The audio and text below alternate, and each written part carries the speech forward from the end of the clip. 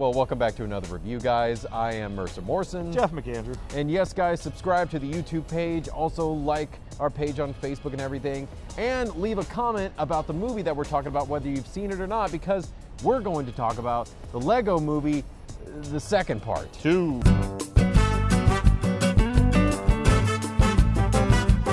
And so, as per tradition, since I'm holding the camera, and plus, Jeff, you know more about this thing because I've only seen the second part. You saw both the first and second. What are your thoughts on the second part? It was a lot of fun. I'm not gonna lie, it was a lot of fun. I liked the first movie quite a bit. I liked the Lego Batman movie quite a bit. Wasn't such a big fan of Lego Ninjago movie, but this was a lot of fun. I really enjoyed it. There was a lot of good jokes. Animation was amazingly detailed, which is always nice to see. And you know, I mean, if you're an adult and you're a Lego fan and you like the first movie, there's no reason not to go see this thing. This was probably the best Justice League movie. I will say that. It did have the best Justice League. It was the best. Yeah, it was the best probably DC film that they're doing in the DC extended whatever universe thing that they're doing. I really like this. I will say that I've only seen Lego Ninjago and this movie. And I did really like it, but it didn't, I don't know, it always feels like, because both Lego Ninjago and this movie, it always feels like there's something missing, I don't know. I think the first Lego movie had a lot of heart, and this one might have been a little less on heart. It was a lot heavy on theme, you know, growing up and letting go of the past and like playing with your siblings and all of this stuff. So I felt like it was more calculated. The jokes were very calculated. Like, you know, they really made sure that they crossed their T's and dotted their I's with like specific jokes. There were some manufactured feeling jokes in there. Right. Yeah, but I mean, and there were some jokes that seemed very organic, probably came from like a writer's room meeting. A late night writing session. Yeah, maybe some improv here and there as well. But yeah, let's talk about acting first. What did you think about the voice acting? I mean, the voice acting was top notch. It was good in the first movie. All the actors were game. Tiffany Haddish was new to this. Yeah. And she was Tiffany Haddish. Her voice was a little grating in the beginning, but I slowly got used to it. So that was like, I guess, maybe sort of the fly in the ointment, so to speak. But then again, like once I saw more of her character, I got used to it. Right. I mean, I think they gave a lot of the heavy lifting to Elizabeth Banks. Who didn't have that much heavy lifting in the first movie. Chris Pratt almost took like a backseat, weirdly, for some of the film. You know, I think it got more pronounced in the back half, his character.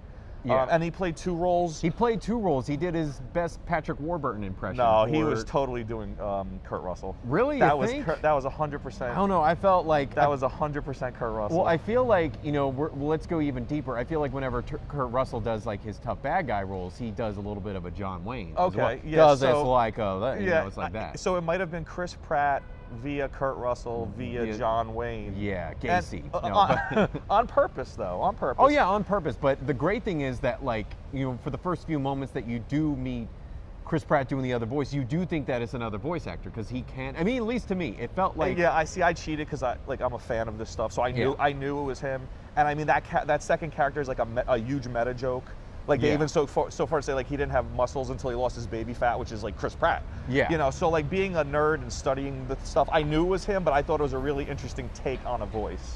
Oh yeah, no, I thought it was very interesting. And yeah, like some of the subtle themes and everything like that they introduced, like he comments, oh, he could be like a, you know, projection of my subconscious, right. like sort of like a Fight Club thing. Right. Yeah, it's very meta heavy. Yeah. You know, I thought Charlie Day was wasted as Benny. Benny had a lot more to do in the first movie. Yeah. And then they go to space, and he like loves spaceships, but barely any Benny. So interesting choice there. Yeah, and Will Arnett, I feel like, you know, he just had his own Lego Batman movie. He's just cashing it in. Like he knows how to do it. There's not much to it anymore. Yeah, but he was kind of a little misused. And I mean, like speaking of Justice League, I did want more because they did cast some big names for those roles. And those have been jokes that have run through the films. Yeah. You know? And they keep up that type of humor. I thought the script was pretty solid. I mean, it hits over the head with its themes. Yeah. You know, if you're a Lego fan, I felt like the first Lego movie had a lot of Lego-centric jokes. Like they did themes about specific pieces, jokes about pieces, and jokes about failed themes. And like you had to be like a Lego fan. And I felt like this didn't have that necessarily. It more was meta, like pop culture meta versus Lego meta. Yeah. So, you know, there's a little bit of give and take because Lego Batman was a Batman comedy and Ninjago was like a coming of age comedy. This is the characters from the Lego movie, but like less Lego and more pop culture meta. Yeah. You know, and the script served that. There was a lot of like very witty jokes and a lot of nods to things in real life. There was a 2001 reference when he was going through this doorway, and like there was a 2001 reference. Like that's pretty awesome. Much like our Alita review, I think, and you kind of hit on it in the beginning. The animation, I think, was incredible. Yeah. I think, I really liked it. And you said that it was detailed. Yeah, it was very detailed, and they had fingerprints. Did you notice that? If you looked at the piece, like Queen whatever had fingerprints on her pieces. I did not notice that. Dude, there was scuff marks like on the pieces like that's crazy detail. I did notice that like they would have like dust particles and stuff like that around. I did notice that. If you ever watch this thing again, there are literally fingerprints and scratches on the pieces, which is amazing to me. It's incredibly detailed. I think maybe it was a little cheapened, like I said, like to not have Will Ferrell there, and obviously it's just his voice. Like it's like he recorded his part from a cell phone. It's in California somewhere. If there's a weak part in the film, it's definitely his absence and him just literally only using his voice, because in the beginning you could use it as an excuse that he is just a busy dad, but it literally is his voice throughout the whole film. Only his voice throughout the whole film. Throw him in the movie for 2 minutes. I mean, seriously. Whenever the mom walks in, played by Maya Rudolph, I thought the part where she walked into the room, I don't know, they filmed it like there was a big space in the doorway, and that's when I thought Will Ferrell was about to walk in, but no. And Maya Rudolph, I don't think, is cool of a cameo as Will Ferrell was in the first movie, because Will Ferrell does pop up in the first movie as the flashback and all that. So I mean, like, you're gonna do it, spend the money. There was a lot of cool. I mean, he was pretty much busy doing Holmes and Watson, so it was really worth it. There's a really good Bruce Willis joke, like there's that they actually throw back to like a few times, and it's actually very funny. That is probably my all-time. If we could talk about our favorite jokes in the film, I'll say that is my all-time favorite, especially when she is in the ducts. Yeah, he's like, I don't really live here or anything. That was my favorite. It was very on point, and it had probably one of the best end credit sequences.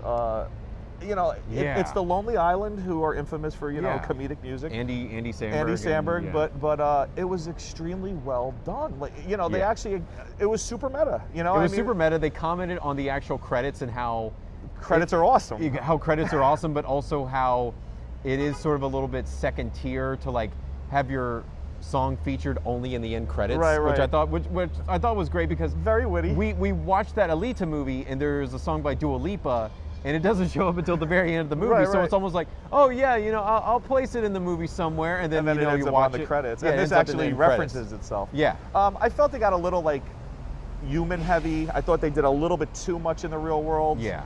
The first movie balanced that a lot better, a lot less of it. But again, like, it's hard to complain. It's a solid film. It's a solid film, and music. I mean, everything is awesome. Is cemented in pop culture. It's rejiggered a little bit. The new "Everything's Gonna Get Stuck Inside Your Head" song actually got stuck inside your head. It got stuck inside my head. There is literally a song called "This Song's Gonna Get Stuck Inside Your Head," and the thing was it did. And I was sitting there in the theater. I was like, "This song is not gonna get stuck inside my head." I refuse. And then as soon as I stopped thinking, it was in my head. It's like an audible terrorist. It just gets in your head and you can't get it out. I mean, at least with like "Everything Is Awesome," it's like a cheery thing. "This song's gonna get stuck inside your head" is like ominous and and it does play with like a lot of the archetypes, like who's evil, who's good, blah blah blah. We could go on about it all day. There's nothing crazy to dig into. There's nothing really crazy to do, but I mean, it's good. Yeah, it's good. It's a good movie. It's a good family movie, and if you're an adult fan, you're gonna enjoy it. Yeah. I enjoyed it a lot. I'm a Lego fan. I liked all the movies. It's definitely probably up as good as the Lego Batman. It's definitely way better than Ninjago. Okay. I don't know if I'd put it above the first. I like Lego Ninjago. We could talk about that. Okay, fine. I mean, I would definitely put it like it's not as good as the first movie, but it's pretty damn close to as good as the first movie. Okay, Jeff, what rating would you give it out of 5? I would give it a 3.75. 3.7. Can you make it easier on me? 3.61. Oh god.